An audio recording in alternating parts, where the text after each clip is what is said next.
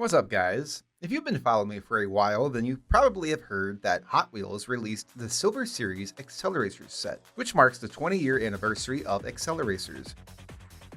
Now, Hot Wheels has actually been recognizing the fandom of Acceleracers for a while now, and they started off with the Diora 2, right, NFT, which is really cool.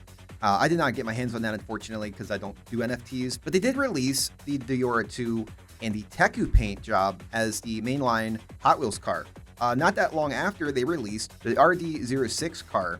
And again, it's really cool to see Hot Wheels acknowledge the Acceleracers fan base, you know? This is an IP that they've been sitting on for years and haven't done anything with.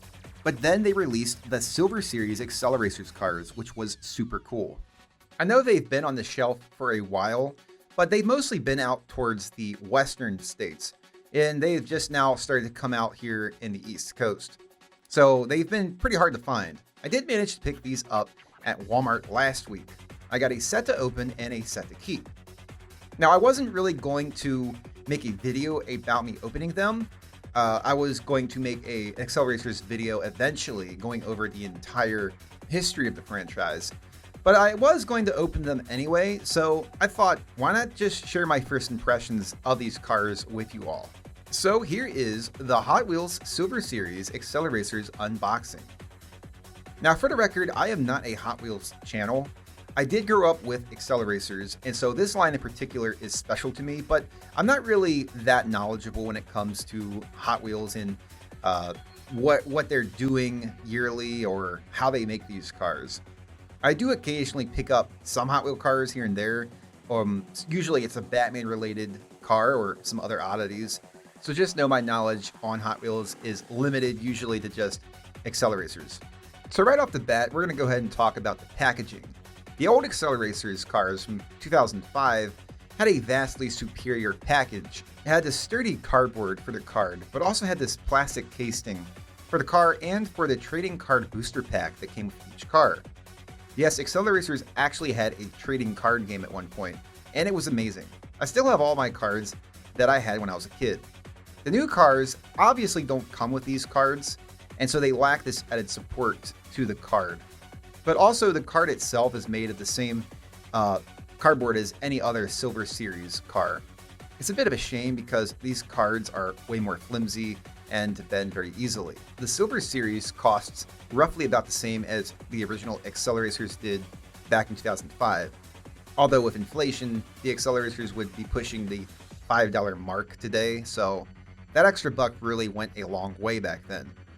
The actual cars, though, are fairly well made, with the exception of Iridium, which is a glaring downgrade and definitely going to be the pig warmer if there is one. The original Acceleracers came with these special tires designed specifically for the Acceleracers line, these being CM6 and CM5. These tires really did make these cars feel premium and were great for tracks. Unfortunately, these tires are not used in the new line. So that would be the only small complaint I have so far of this line is the tire change.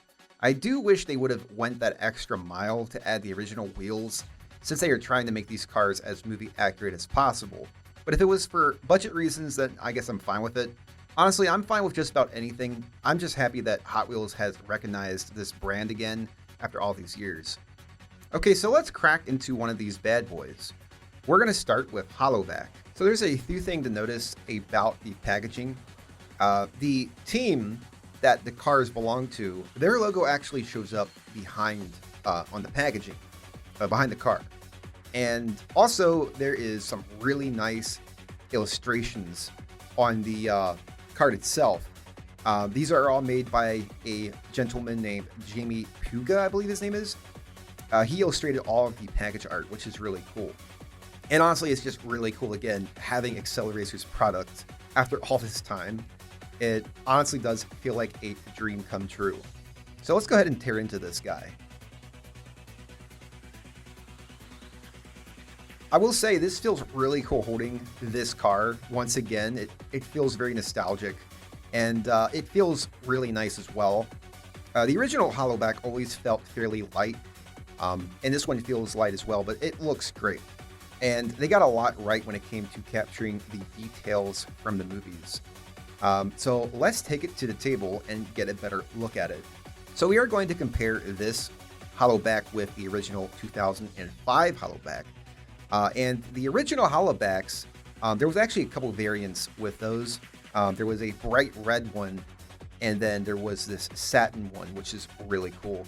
And they also had different variations on the wheels. There is another Hollowback variant, which I believe it was from the 2005 Toy Fair. And that variant is hands down the best Hollowback, in my opinion. But good luck trying to pick one up. They are very pricey, even for these cars. The version I have is the satin finish one, and over the whole body, it has this really nice, like, shiny sheen to it. And honestly, even though it's less accurate to the movies, I still prefer it, even to this new one. But I will say I do appreciate that they went the extra mile and made the engine and the paint applications more accurate to the movie. It is really cool. Also, the color red is more accurate as well. So they actually made, let me see, they actually made the engine and the wheel in the back a separate piece compared to the original. Where I believe the original, all the silver parts are all part of the same casting. It's all one piece. I think, except maybe the engine. That might be an add-on. But this new one, they really did, it's mostly the paint, I think, that really stands out. But they really did do a good job at capturing the likeness from the movies. Now, Hollowback isn't one of my favorite cars, but it is a really cool car. I do wish they would have made the hood transparent, but that's fine. It's for like $3 bucks. It's not that big of a deal. So let's go ahead and put it on the wheel, and I'll give my final opinions on the Hollowback car. So the Hollowback of the Silver Series is, in my opinion, probably the most accurate to the movies since the Toy Fair car. And even then, the Toy Fair car wasn't super accurate. It had text on it that the Hollowback did not have. But the paint is great. It does look like the movie. And like I said, they did go the extra mile in making the engine look more accurate as well. The tires aren't the worst. I actually think I prefer these tires to any of the other tires in the Silver Series line. The tires do have a silver rim on them. Most of the tires in this series, actually all of them in the Silver Series, except for these tires, or actually no, I think Slingshot also has them, but they're all painted on, which is a shame. But they don't really affect this car that much. They actually, I think, work pretty well with it. So in all, I think I'm going to give it a 4 out of 5. It could be better, but not by much. I think they really did capture it well. Okay, now moving on to our next car. Now we're going to go ahead and open the Silencer Iridium.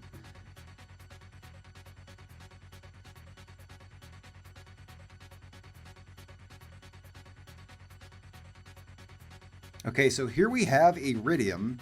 Now, unfortunately, this is probably my least favorite of these new cars, and it is in every possible way, I think, a downgrade. Now, technically, it is more movie accurate, quote unquote, but that movie accuracy comes at a cost, and that is the overall quality. Now, I unfortunately do not have the original Iridium. I don't have most of my cars anymore, but when I was 23, I made a really stupid decision and sold my entire collection on eBay.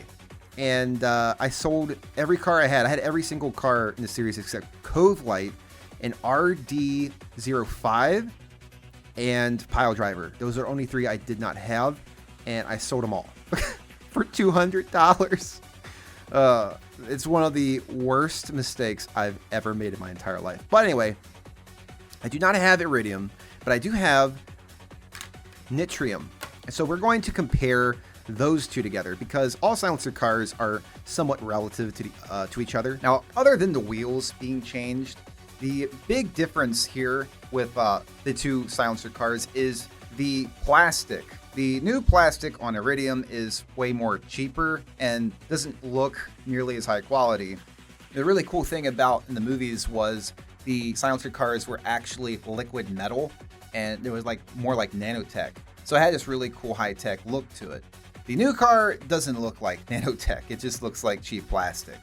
Also, they use a different type of purple shell. It's more magenta than the original silencer cars. but it is more movie accurate in that way, I think. But overall, I do prefer the old silencer look with the sleek metal design. They also have the purple imprints or the paint job on the microchip part on the sides, which is pretty cool. That's something that they did not have on the original silencer cars. So let's take it over to the table and we'll get a better look at this guy. So overall, I'm not really a huge fan of this car. I think it's definitely the weakest of the group. It is nice that at the very least, they tried to make it more accurate. However, I feel like accuracy isn't always best, and the original silencer vehicles just look so good that I didn't mind it not being accurate. While this one's good, it's good enough, I think. It could have been better. And at least they put the purple streak down the center, which is really nice. Now, the metal spoiler part on the back is actually all part of the same frame, which is disappointing. The original silver part, I believe, was its own separate part, or at the very least, it wasn't connected to the chassis. But yeah, so this car, I'm probably going to give a 2 out of 5. It could have been better, a lot better, but I'm just happy we got another version of this car. So moving on, we have Slingshot, which is my boy Kurt Wild's car, and it's his first car in the entire series. And to my knowledge, it's the only car that has 3 different variations, where it's like the drone, the street breed, and then the Teku. So obviously we have some really nice artwork on the packaging with Kurt Wild being on it. So yeah, let's go ahead and open this guy up.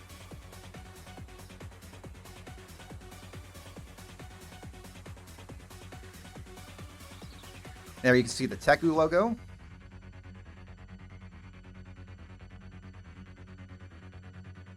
Okay, so this car is really cool.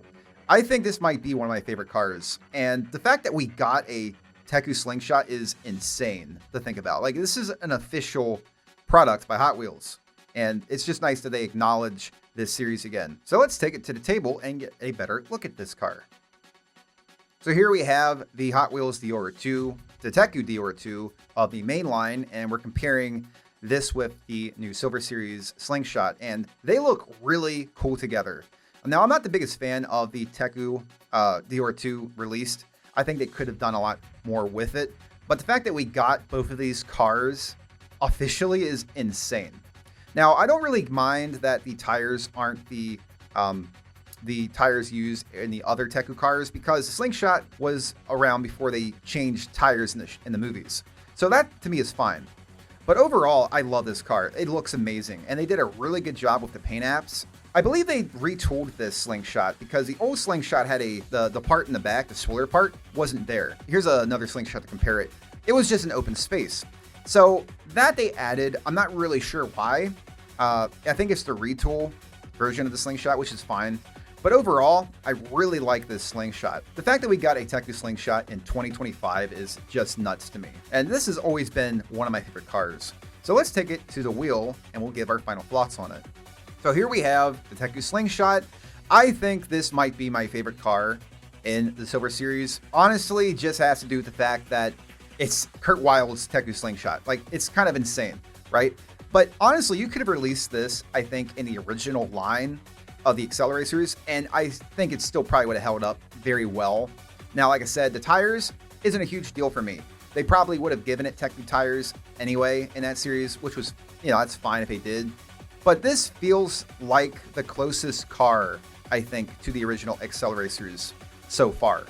So for the Teku Slingshot, I think I'm going to give it a 5 out of 5. Moving on, we have Galorum's car, the RD09.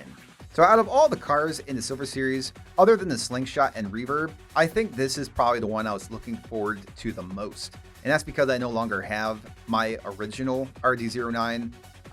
Honestly, I don't even know what happened to it. I think I still had it, but it's lost somewhere. But this is a really sleek design. So let's take it to the table and get a better look at it.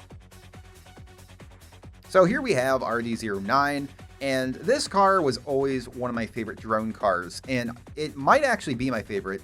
But the original, I think it was the more movie accurate engine. They changed engines for some reason. Now, unfortunately, I do not have the original RD09, but I do have RD06 to compare it with.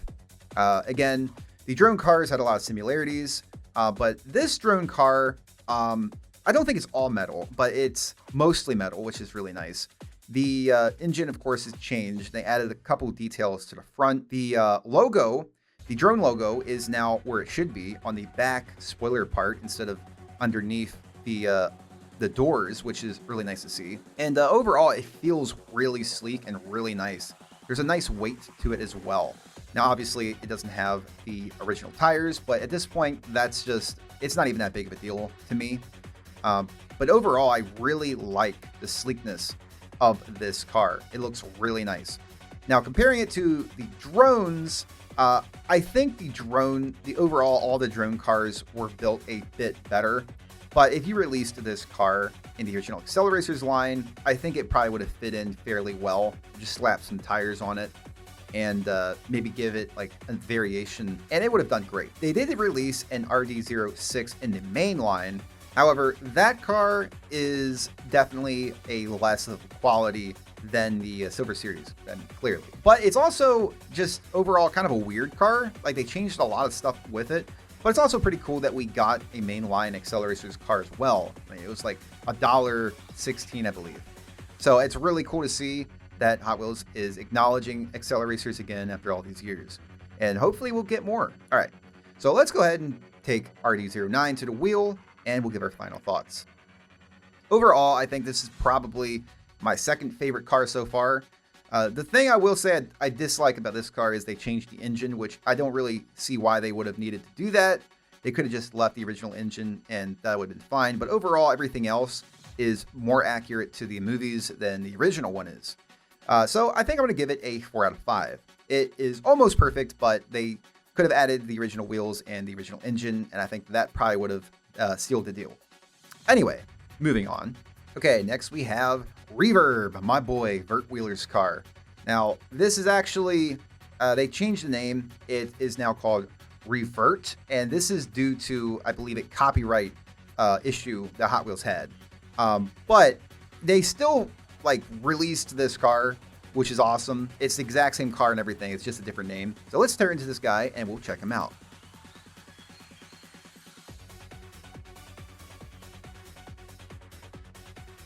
Okay, here we have Reverb, or Revert. And this car is awesome looking. Like, everything looks really pristine. And this one is pretty much solid metal. It is very heavy.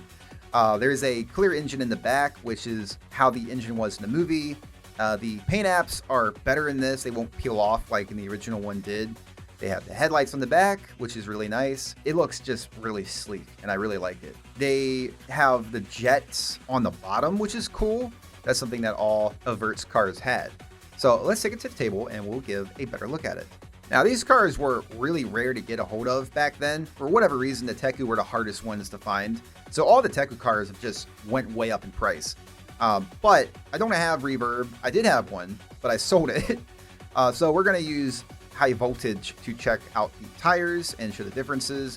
They're pretty much the same tires that all the other cars had, except they're blue. And I really do wish they would have used these tires on this car, especially this car, because this car is pretty much like the flagship of the Teku.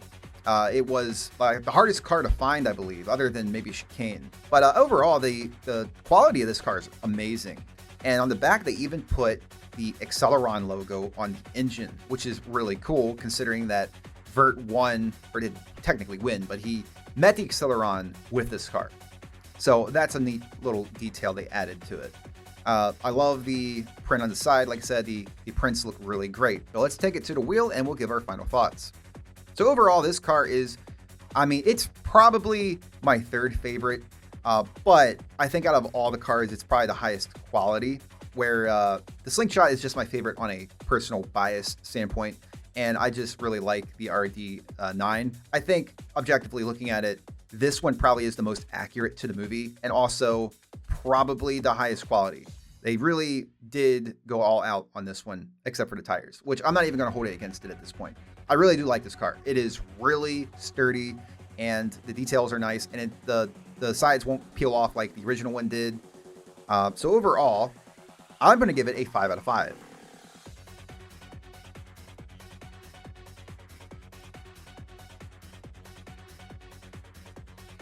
So here we have all the Silver Series Acceleracers. This is crazy, right? That we have these cars in 2025. And hopefully the sales for these will be high enough that Hot Wheels will consider releasing more, maybe some of the cars that we didn't get. For instance, some of the bikes, Old Smoky, maybe Taro Kitano's 1970 Plymouth Roadrunner in Metal Maniac colors. Like, that'd be cool, right? Anyway, let me know if you guys have had any luck getting these, and let me know which ones are your favorites in the comments below, and which ones you would like to see in the future. And as always, this has been Tender Chicken Guy, and I will see you guys next time. Peace.